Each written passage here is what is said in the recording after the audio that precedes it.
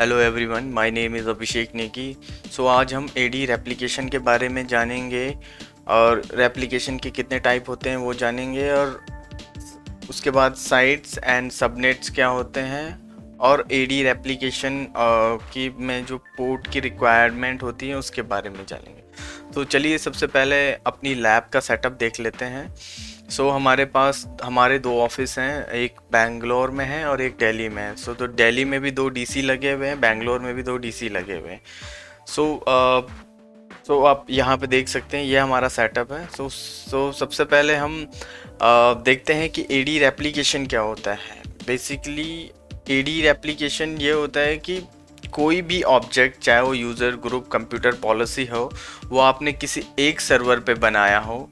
Let's say कि एक दिल्ली वाले DC01 पे बनाया आपने, कोई भी एक यूज़र बनाया। वो यूज़र जब रेप्लिकेट होगा दिल्ली के ही डीसी से, ये DC02 से, तो वो जो रेप्लिकेशन होगा वो इंट्रा साइट रेप्लिकेशन होगा, क्योंकि ये सेम साइट में है। और जो वो सेम ऑब्जेक्ट, लेट्स से वो सेम ऑब्जेक्ट आपने यूज़र 5 बनाया था, वो सेम यूज़र जो रेप्लिकेट बैंगलोर वाले में होगा तो वो होगा इंटर साइट रेप्लिकेशन। उसके बारे में थोड़ा सा जान लेते हैं। तो रेप्लिकेशन के टाइप तो मैंने आपको बता ही दिए, इंट्रा साइट और इंटर साइट। सेम साइट में इंट्रा साइट और between site inter site. Intra site के बारे में थोड़ा सा और जानते हैं। इंट्रा साइट जो रेप्लिकेशन होता है वो रेप्लिकेशन हर 15 सेकेंड में होता है। मीन्स अगर आपने कोई अकाउंट क्रिएट करा है तो वो उस अकाउंट को रेप्लिकेट होने में, जैसे अकाउंट क्रिएट करा है उसके 15 सेकेंड लगेंगे दूसरे डोमेन में उस अकाउंट को रेप्लिकेट होने में कि अकाउंट क्रिएट हो गया है। इसमें जो इंटरवल 15 सेकेंड होता है बाय डिफ़ॉल्ट, और उसके बाद जैसे आपके सेम साइट में लेट्स से आपके और डोमेन कंट्रोलर है तो उसमें 3 सेकेंड का और डिले होता जाता है, वो आगे बढ़ते बढ़ते 3 सेकेंड आगे पहुंचता जाता है।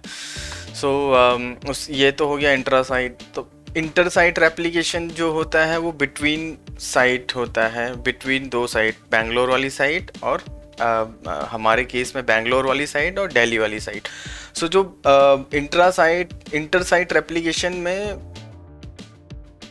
हर एक साइट में एक ब्रिज हेड सर्वर का रोल असाइन हो जाता है। एक डीसी को, कोई भी एक डीसी को ऑटोमेटिकली एक रोल असाइन हो जाता है, वो ब्रिज हेड सर्वर का रोल होता है।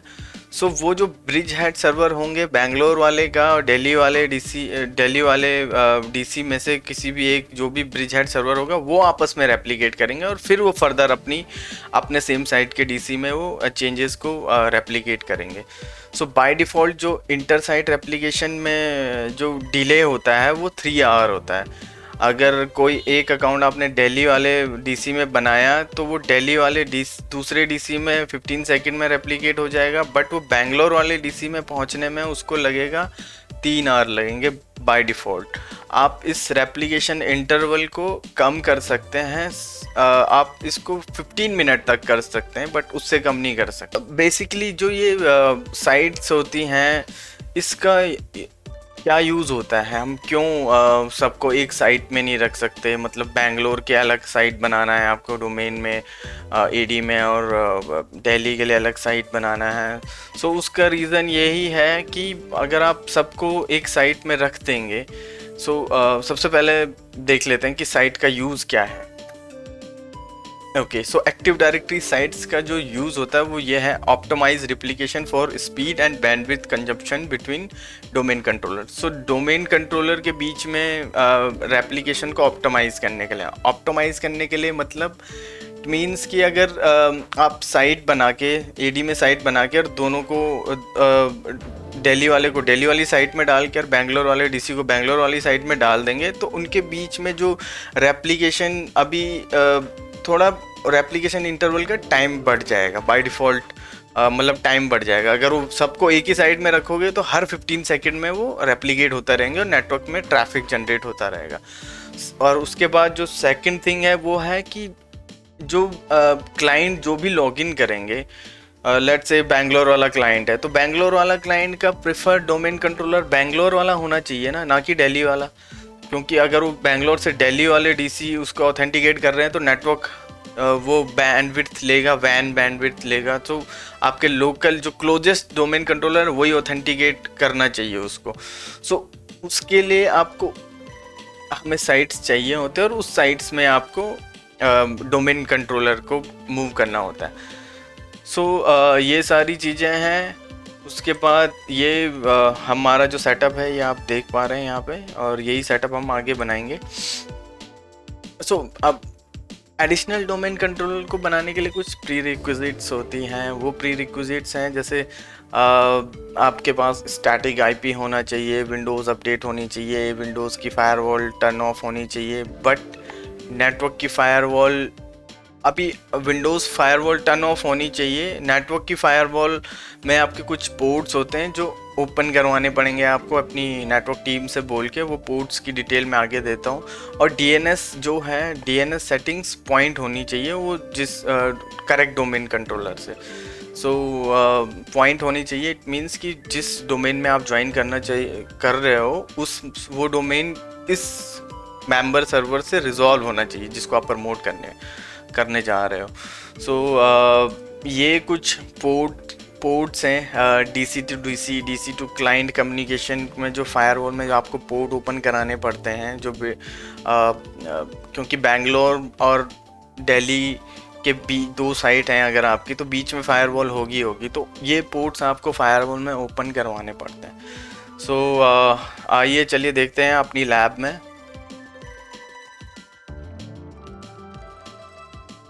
तो ये हमारी लैब है, इसमें 4 डोमेन कंट्रोलर हैं, 3 डोमेन कंट्रोलर ऑलरेडी हैं और चौथा हम प्रमोट करने जा रहे हैं। ये अलग सबनेट में है, दिल्ली वाले और बैंगलोर वाले अलग सबनेट में हैं। ये 192 की सीरीज़ से हैं और ये 10 की सीरीज़ से हैं, ये मैं आपको दिखा देता हूँ। और ये हम सबसे पहले हम जाते हैं अपने डोमेन कंट्रोलर जिसको हमने प्रमोट करना है उसका आईपी देख लेते हैं। ये आईपी कॉन्फ़िग चलाते हैं इस पे। ये आप इसका आईपी देख रहे हैं, 10 की सीरीज़ का है, नेम बैंगलोर DC04। चलिए सबसे पहले इसमें सर्वर मैनेजर में जाते हैं, बाइनरीज जो चाहिए होती हैं डोमेन कंट्रोलर में प्रमोट होने के लिए उनको इंस्टॉल करते हैं। ऐड रिमूव फीचर्स में आते हैं, नेक्स्ट करते हैं, नेक्स्ट करते हैं, अगेन नेक्स्ट करते हैं, फिर यहाँ से सेलेक्ट करते हैं active directory domain services, add, next, next, again next, install. ये इंस्टॉलेशन शुरू हो गई है, ये थोड़ा सा टाइम लेगा। ओके ऑलराइट, हमारा डीसी में बाइनरीज इंस्टॉल हो गई हैं, अब इसको प्रमोट करते हैं। यहाँ पे सबसे पहले हम अपना डोमेन का नाम देते हैं। ओके मैंने यहाँ पे डोमेन का नाम दे दिया जिस डोमेन में हमको ज्वाइन करना है एग्जिस्टिंग डोमेन में, और यहाँ पे उस डोमेन एडमिन का पासवर्ड दे दिया मैंने। यहाँ पे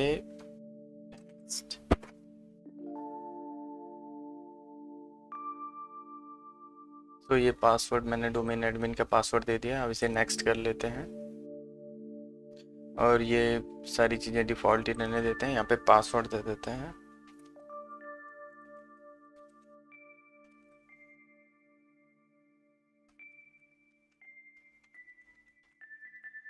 यहाँ पे देख सकते हैं आप साइट का नाम आ रहा है डिफ़ॉल्ट साइट, तो इसको डिफ़ॉल्ट साइट में ही रहने देते हैं। साइट हम बाद में क्रिएट करेंगे, अभी हमने कोई साइट क्रिएट भी नहीं करी हुई है। अभी ये सब डिफ़ॉल्ट साइट में गए हुए हैं। नेक्स्ट करते हैं, नेक्स्ट करते हैं, और यहाँ पे आ रहा है कि रेप्लिकेशन कहाँ से हो, तो यहाँ पे देखो आपके पास 3 डोमेन कंट्रोलर आ रहा है, तो हम नियरेस्ट ऑटोमेटिकली सेलेक्ट करने देते हैं, बट हमारे पास ऑप्शन भी है, हम इसको भी सेलेक्ट कर सकते हैं जो हमारे नियरेस्ट है। बट एनीवे नेक्स्ट क्लिक करते हैं और ये हमारा डेटाबेस की लोकेशन आ रही है, इसको डिफ़ॉल्ट ही रहने देते हैं, आप चेंज भी कर सकते हो, इनको डी ड्राइव में डाल सकते हो। नेक्स्ट, और ये जो भी रिव्यू करना है आपने, जो भी इनपुट दिए हैं उनको रिव्यू कर सकते हो। नेक्स्ट, और ये इंस्टॉल होना शुरू हो गया है, ये थोड़ा सा टाइम लेगा। नेक्स्ट, ओके हमारा डोमेन कंट्रोलर प्रमोट हो गया है और देखते हैं इसको।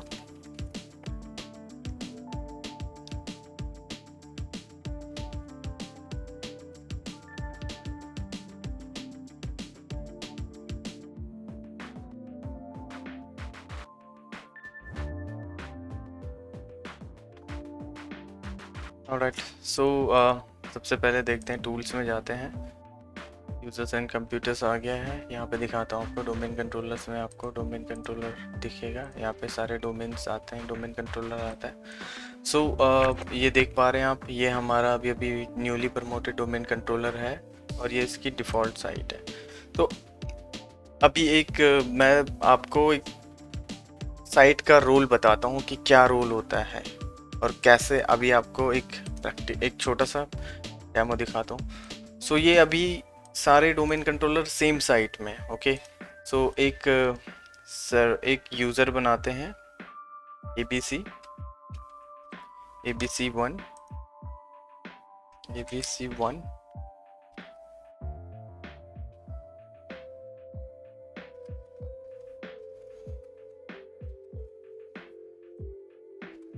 तो अभी ये यूज़र जो है ये सेम साइट में है। तो ये डोमेन कंट्रोलर जो है सेम साइट में है। तो अभी मैंने ये यूज़र क्रिएट करा है, तो ये यूज़र अभी सारे डोमेन कंट्रोलर में विद इन 15 सेकेंड रेप्लिकेट हो जाना चाहिए, क्योंकि ये सेम साइट में, चाहे वो किसी भी सेम एक्टिव डायरेक्टरी साइट में है। वैसे फिजिकली ये 2 बैंगलोर में है और 2 दिल्ली में है। सो चलते हैं अपने दूसरे डोमेन कंट्रोलर पे, जो बैंगलोर वाला है। इस पे तो हो ही जाएगा क्योंकि ये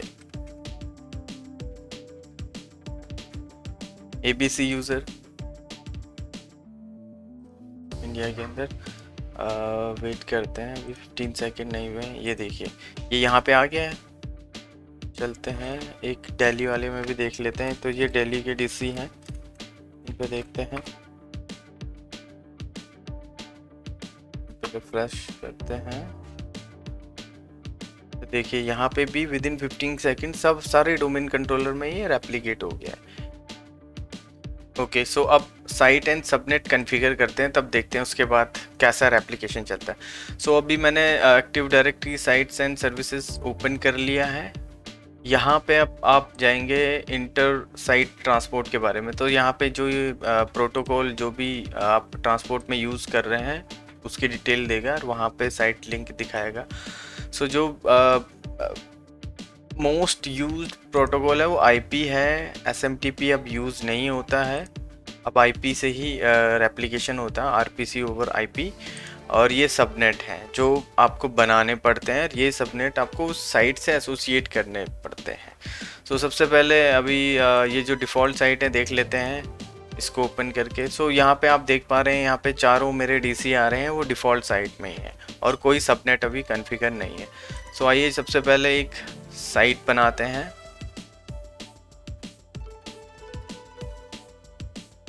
साइट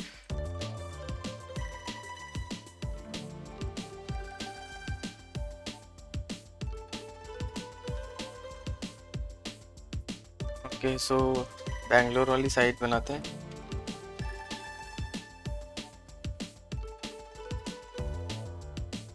और ये साइट लिंक अभी इसको रहने देते हैं, फिर इसको देखेंगे। सो ये बैंगलोर वाली साइट हमारी बन गई है और इसकी प्रॉपर्टीज़ में जाते हैं। अभी साइट में हमने किसी सर्वर को डाला नहीं है, राइट। तो प्रॉपर्टीज़ में कुछ है नहीं। इसकी जनरल लोकेशन यहाँ पे दे सकते हैं, ऑब्जेक्ट कहाँ पे बना हुआ है। अब जाते हैं सबनेट पे। सो सबसे पहले दोनों सबनेट जो हमारे अलग अलग सबनेट हैं वो क्रिएट करते हैं और उस साइट के साथ एसोसिएट करेंगे। तो हमारा है दिल्ली वाले का सबनेट 192.168.0.024, ये सबनेट है। और ये सबनेट हमारा डिफ़ॉल्ट साइट को देते हैं, इसको बाद में दिल्ली में रीनेम कर देंगे। तो ये डिफ़ॉल्ट पहले इसको रीनेम ही कर देते हैं, दिल्ली साइट 1। सो आते हैं अब सबनेट पे, दोबारा सबनेट क्लिक करते हैं, दिल्ली के 192.168.0.0/24 और ये हमने असाइन कर दिया सबनेट दिल्ली वाले को। ओके, सो ये सबनेट दिल्ली वाले को असाइन हो गया। एक और सबनेट क्रिएट करना पड़ेगा बैंगलोर वाले के लिए।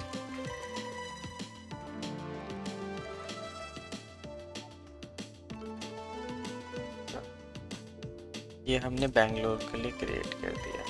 और एक साइट को आप मल्टीपल सबनेट असाइन कर सकते हैं।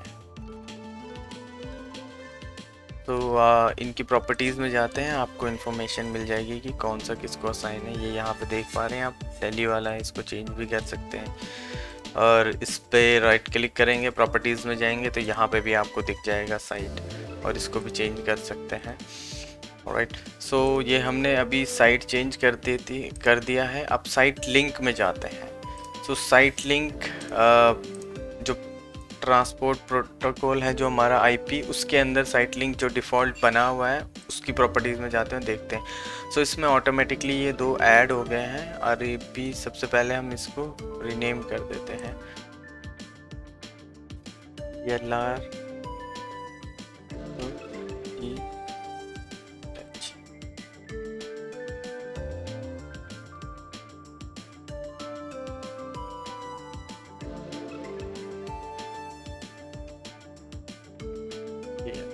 ऑलराइट। सो ये हमारा साइट लिंक है। अब यहाँ पे आप क्या चीज़ें, यहाँ पे आपको दो चीज़ें देखने को मिल रही होगी। जो मेन जो इम्पोर्टेंट है वो कॉस्ट हो गया और एप्लीकेशन इंटरवल।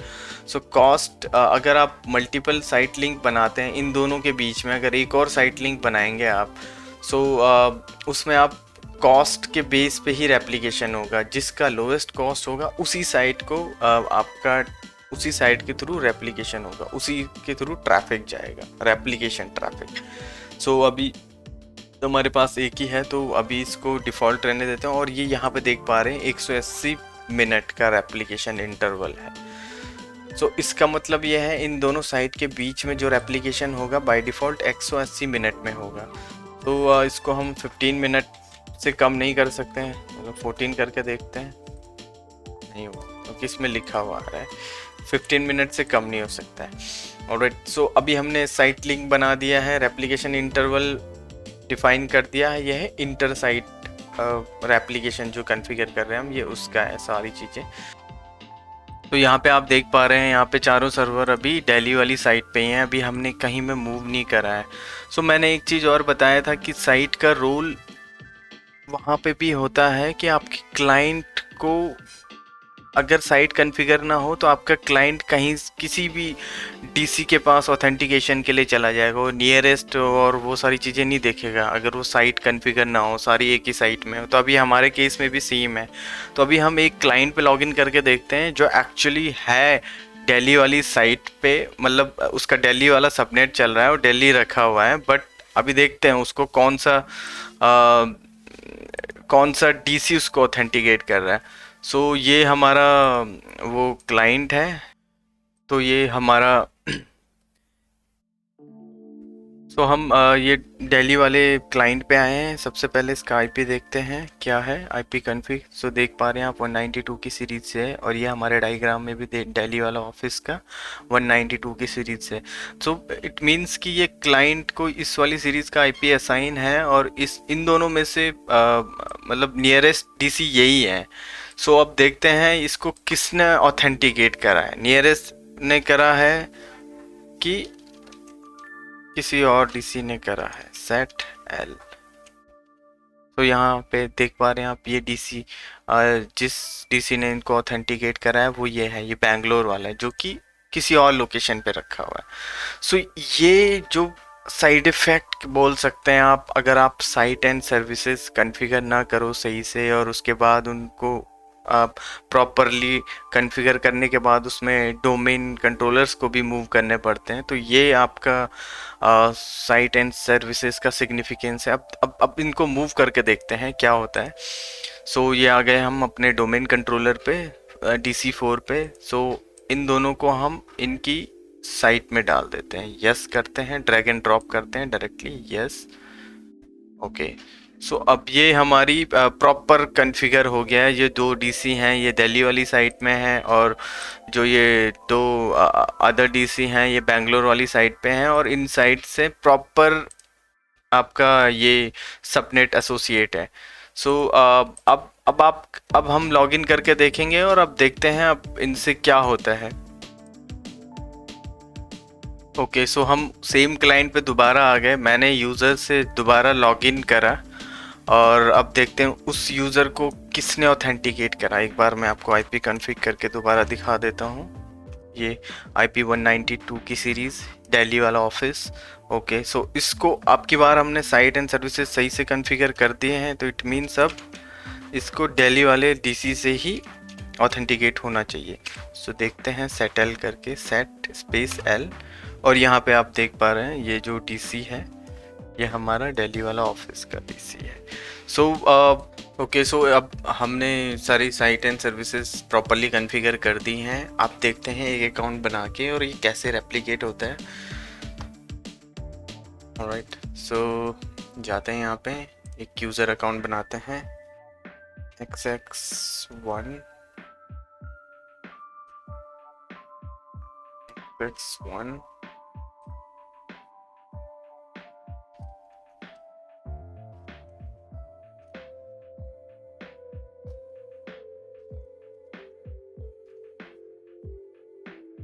राइट, सो आप देख पा रहे हैं ये मैंने कौन से डोमेन में, डोमेन कंट्रोलर में बनाया, बैंगलोर वाले डोमेन कंट्रोलर में ये अकाउंट हमारा बन गया है।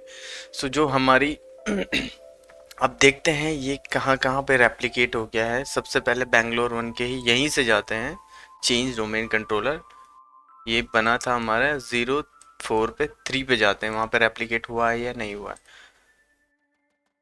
तो यहाँ पे आएंगे, सो देखिए यहाँ पे ये रेप्लिकेट हो गया। अब जाते हैं दिल्ली वाले में, जो कि हमारा इंटर साइट रेप्लिकेशन चलेगा, जिसमें ये हमारा दिल्ली वाला पे चले जाते हैं। यहाँ पे क्लिक करते हैं, यहाँ आते हैं। सो यहाँ पे आप देख पा रहे हैं ये रेप्लिकेट है, बट काइंड ऑफ डिसेबल है, डिसेबल स्टेट में है ये। यहाँ पे अभी रेप्लिकेट प्रॉपरली हुआ नहीं है। सो अब इसको प्रॉपरली रेप्लिकेट कर, अब इसको फोर्सफुली रेप्लिकेट करते हैं, अदरवाइज ये 15 मिनट का टाइम लेगा रेप्लिकेट होने में, इनेबल होने में। सो आते हैं अपने उस पर। सो रैप एडमिन टूल होता है जिसके थ्रू हम एडी को मैनेज करते हैं और स्पेशली सिंक को मैनेज करते हैं। तो उसमें से सबसे पहले ये है repadmin slash sync call और ADEP, P मीन्स पुश। ये जो है जिस डोमेन कंट्रोलर से आप चला रहे हो वहाँ से एप्लीकेशन पुश करेगा, काइंड ऑफ इंफॉर्मेशन देगा कि मेरे पास कुछ नया आया है, जल्दी से ले लो। सो ये है फोर्सफुली एप्लीकेशन। एंटर प्रेस करते हैं, सो ये चल गया। अब देखते हैं ये सेम, अभी हम दिल्ली वाले पे ही हैं, तो रिफ्रेश करते हैं और ये देखिए आप, ये इनेबल हो गया। सो आज की लैब में हमने देखा है कि क्या क्या एप्लीकेशन, क्या चीज़ होती है, एडी एप्लीकेशन कितने टाइप के होते हैं, साइट एंड सर्विसेज का क्या रोल होता है एप्लीकेशंस में, और कौन कौन से पोर्ट रिक्वायर्ड होते हैं अगर आप दो डिफरेंट साइट के बीच में एक नया डोमेन कंट्रोलर लगा रहे हैं और एप्लीकेशन स्टेब्लिश्ड होगा, तो फायरवॉल के कुछ पोर्ट्स होते हैं जो हमें इनेबल करने पड़ते हैं। Thank you so much for watching, please do like and subscribe, मैं ऐसी वीडियो लाता रहूँगा। Thank you so much.